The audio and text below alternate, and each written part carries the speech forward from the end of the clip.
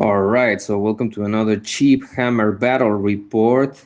This is going to be the classical battle, which is going to be Vampire Counts against the High Elves. Um, it's going to be a 2,500 point battle. It offered some interesting insights, more of them with both of the armies. And the key points to take in consideration over here is that, we have been exploring various strategies when it comes to both of the armies, boiling down certain units that don't work, using other units that do work, etc., etc. Actually, I think this is actually a. Oh no, sorry, it's an Empire against Vampire Count. Sorry, I wasn't watching the picture quite well.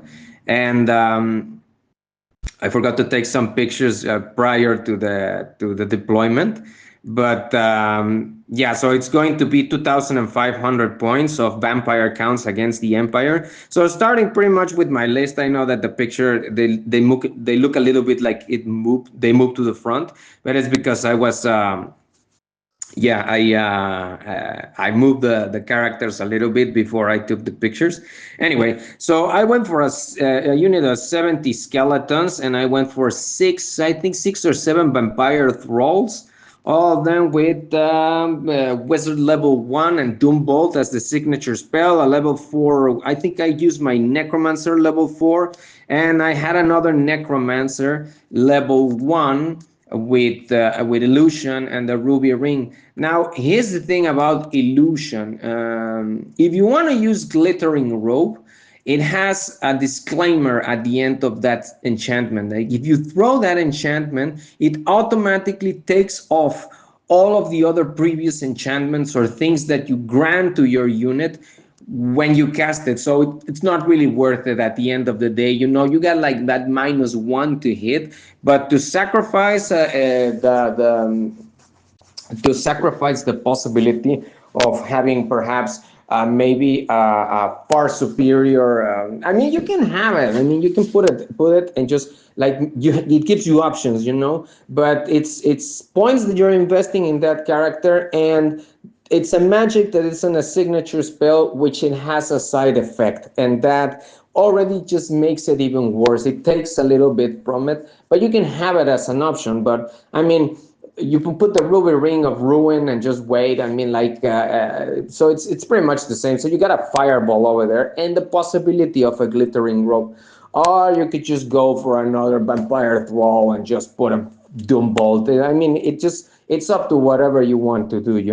But that's what I play. So I got my battle standard bearer, obviously with the banner of. On this occasion, I think I was using the Drakenhof banner, and I think I was using the. I wasn't using the other banner. I think I was using maybe the flaming banner on my unit. But here's the thing, we've been playing along considering certain rules from fantasy from before, like flaming attacks were used to be considered magical attacks. Now they aren't. So you gotta watch for that. It's like flaming attack does not really consider, or is it really effective when it comes to making attacks against an ethereal unit. So it's important thing to take in consideration. You can go further for a war banners that can give you a +1 to the combat resolution, or maybe the rampaging banner. I don't remember which one of them is that gives you the reserve move. I think it's only for the vampire counts, but it's better to have that one because you want to you get to move your unit as fast as possible and to get them into combat, or to get them as close as possible to the enemy as you can, and that banner grants you that. Anyway, I don't remember what banner I put on the skeletons, but probably I put the Drakenhof banner just to have that 5+ ward save. Regeneration save, sorry, and well, the vampire and the vampire thralls over there, but standard bearer, no vampire count, and just the level 4 necromancer as well, with dark magic, obviously. Then in the middle, I got a black coach, which at this moment I'm gonna have to play with my. I'm thinking about purchasing a black coach just because of the nostalgia that I have. I used to have the one on metal from the old Vampire Counts, and I want it again because it's really nice. It's a nice miniature, and I wanted, and that's a set. But for now, just the corpse card is playing as my black coach, and then a big unit. I think it was like 70 or 60 something ghouls, you know. Anyway, so let's go into the next. Oh, and then the side of my brother, he has a couple of weapons. Like in behind his big block over there of swordsman. He has his retinue in the front. I see that he has a witch hunter, a wizard, so he can have the magic resistance and the hatred. I think the hatred against units of the undead. A wizard over there, battle standard bearer, captain, all the stuff. Gryphon banner most probably, or the laurels of victory to get more combat resolution. Aside from that, just like a hellblaster volley gun, couple of those outriders that you see over there, they were removed later because he thought he put them in the list, but they were not really on the list. And then aside from that, I think it's a unit of Illyrian. Gets a little bit confusing because they look like the High Elves, but they're really actually Empire. It's a unit of, I think he was using not Rexguard, not it was another unit. I think it was another unit of Outriders. On the hill over there, he has two mortars. And next to it, he has two more Hell Blasters and then a small unit of archers. And well, let's go to the next picture. So in the next picture, everything just moves forward on my army. No losses so far because it's my turn. And I was able to cast a couple of Doom Bolts at some of the units. So I wiped out most of that unit of Outriders that I was there. But I couldn't destroy the other ones. And also, you know, like he is using so I don't remember what he used, but I didn't cast directly the Doom Bolts at his unit of soldiers because I think he had like some magic resistance over there. So I'm just waiting and calculating my moves to see what I can do. But yeah, that's turn number one. Afterwards, he repositioned his unit to take my charge, and his outriders moved to the front. As you can see, there has been already the unit has sustained a couple of casualties already. So I'm losing skeletons because of I think he concentrated all the firing damage upon them, and maybe cast a couple of spells, but it was mostly just like the shots from the Hellblaster and the blast from the mortars. I think he scattered a couple of them, but most of them were on point. So yeah, that was a lot of damage into the skeletons. But that's the purpose of them, and that's what they are good for. So let's go to the next picture. On the next picture, well, the unit of ghouls managed to charge against his unit of archers, which I believe he's using them as chaff, just to not get into much trouble over there.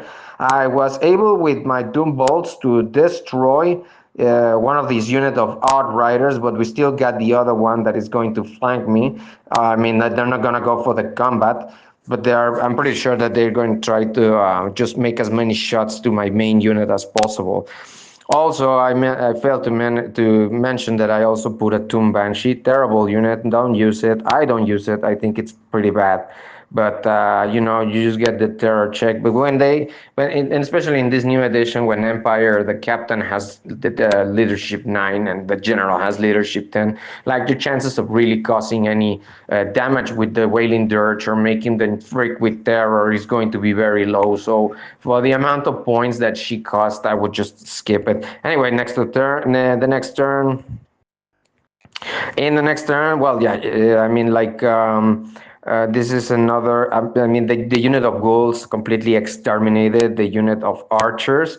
The main unit hasn't moved forward, probably as with his turn, and he's just been using his siege weapons to try to cause as much damage to my Death Star as possible. And of course, I'm suffering some of the wounds. I think he has another. No, he doesn't have any other units of archers over there. But he's just in his turn, he's just trying to use his weapons as best as possible.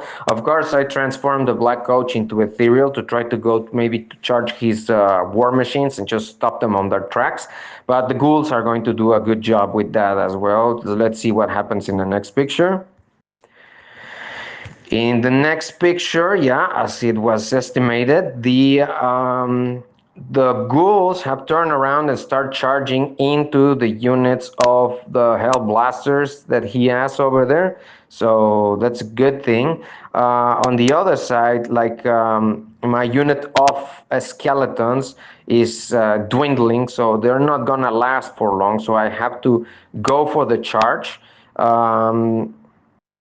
So yeah, I'm going to go for the charge into his main unit. Probably that's going to be the case. I'm not sure. Maybe I just want to use my Doom bolts and just like try to use the Doom bolts in a way that I could just cause as much damage to that unit before going for a charge, to a more certain charge later on. The unit of Outriders over there, obviously unleashing shots on my unit of skeletons. And as you can see, there's some dices there behind the unit of skeletons at 6 and 2. That's to represent the amount of wounds that the small blocks of 10 skeletons that I have had.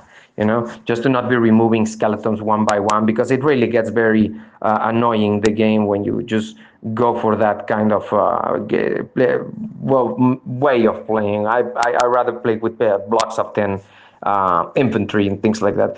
Anyway, of course, I charged with my main unit onto his unit of Imperial, I think it was Swordsman or Spears. I think it was Spears. And the ghouls also are charging on the flank. And also I got, well, that was pretty much it, And I think the corpse card, the corpse card charge, but I think it got destroyed just with combat resolution. We will have to see. Yeah, I think it was destroyed with combat resolution. So we will have to see what happens in the next picture. In the next picture, yeah, it was like the hits that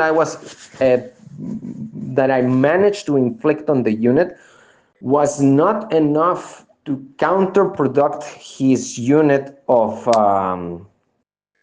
the Empire, and by overkill, he wiped out my unit of skeletons. So now it's going to be a thing about like who gets the combat resolutions suffice enough that he can start crumbling my heroes, and that's not a good thing. This was not the outcome that I was expecting, but the problem it was my usage and the weapons that I use. I put them with great weapon, and there's no purpose for having a great weapon when you're a vampire and you're going against an army that average toughness is going to be 3. So that was a terrible decision on my side. And yeah, I went for maximizing just the amount of attacks on the unit. The ghouls did their part, but mostly it came from the vampire count. So it dwindled the unit, but it didn't break it. So it stayed over there in the battlefield. We got to check out the next picture to see what happens. In the next picture, what happened is that by crumbling and by some other things, the vampire counts start dying. Now that's not a good thing because my general was my necromancer. So if he gets killed and the crumbling, I just start losing my heroes, and that's the problem. It's like if I mean, the crumbling is not that bad. It's not like it crumbles and the entire army starts dying. No, it's just a slow process. It's not very, it doesn't affect that much. But at the same time, it's like, okay, you're starting to lose your edge and the things that actually can kill the enemy. So that's not a good thing. Anyway, so let's see the next picture. Oh, oh well, that was the last one. As far as I remember, because this one was like 2 or 3 weeks ago, something like that. I think we concluded because I think he was about to wipe out my entire vampires because of even with Indomitable.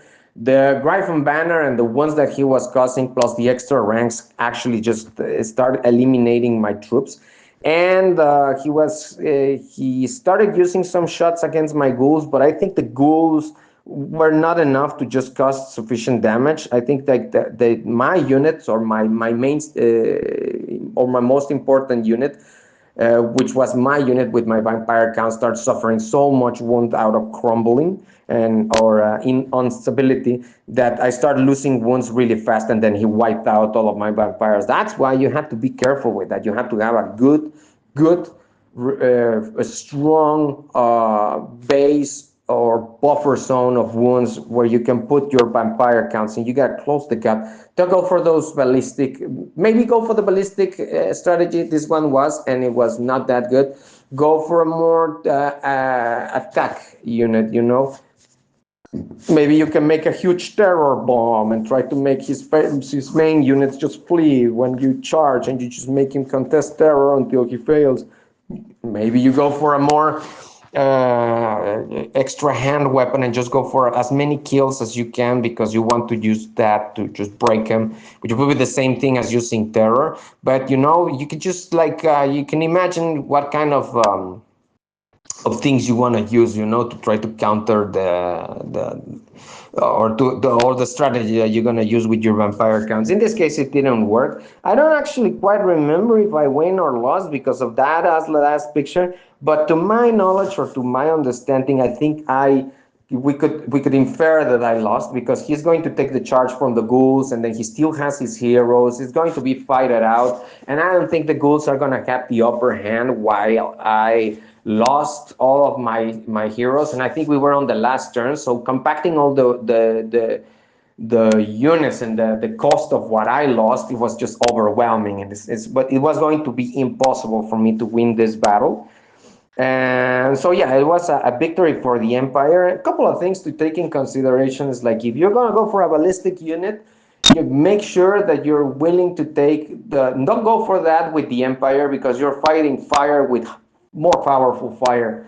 If they play the Empire on a war machine sort of tactic, and using all the things to make you crumble, they use your disadvantages against you, you're going to lose. It's 100% guaranteed, because they're going to go for mortars and things that your units are not capable of just withstanding. Maybe by some, okay, you have your regeneration and you have some things over there, but your baseline toughness is going to be 3. And mortars, if you just put a lot of them, you're just going to blast and blast and blast and blast as many of the core units that you can offer. You can go for maybe some other things. It depends on what strategy you use. I use ghouls and skeletons and a lot of vampires, but you can maybe go for some blood knights. I don't know. I personally don't think they're a really good unit, especially because they also got unstable, indomitable, and all these kinds of things. So I just failed to see how they could just turn the tide, or how can they be better, because the thing that is scary about them is that they just got 5 wounds and they cost so much. So there is ways that you can literally just wipe them out. Fire attacks or something like that doesn't allow them to regenerate. So they have to just rely on their armor save, so you can counter the armor save and counter, and those things are easy to counter. You got fireball, and you got flaming banners and things like that. So that regeneration is gone, and once that is gone, that you have to rely on your armor. And with so many things that have like -1 AP and things like that, I don't see how. And they are close formation, I think it is. They got drilled and a bunch of things, which just makes me wonder, like, why would you use drill on blood knights? You're gonna put 5 of them. Are you gonna put 20 of them, so you can just change the formations in ways that it can just be beneficial to you? I just fail to see how. Maybe you just want to. The thing is to get them as fast as possible to the enemy and clash with them. Because if they're in the open and they're gonna receive fire, they're gonna get murdered by anybody. or somebody that just like doesn't get impacted or doesn't get like like awed that you have blood knights on the battlefield. No, they're easy to kill units, and it's not they're not really that reliable anyway. But it just depends on what you want to use as your strategy. For me, this one I wanted to use it because I wanted to use my Doombolt ballistic strategy, and it flopped on me because well, as well as in the other game that I was playing where I relied too much on also the Doombolt strategy, and it just didn't work for me.